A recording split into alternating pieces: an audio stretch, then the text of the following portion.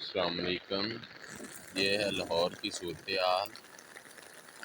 आज लाहौर में बहुत ही शदीद बारिश हो रही है। ये आप देख सकते हैं, बहुत ही शदीद। मोबाइल में तो इतनी नज़र कैमरे में नहीं आ रही है। देखें, बहुत ज़्यादा शदीद बारिश। अल्लाह पाक रहम फरमाए। बहुत शदीद बारिश हो रही है।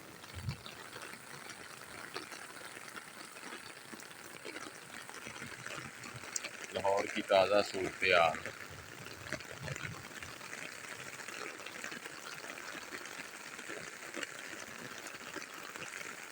आज भाई बहुत शदीद और बहुत ज़्यादा तेज़ बारिश हो रही है।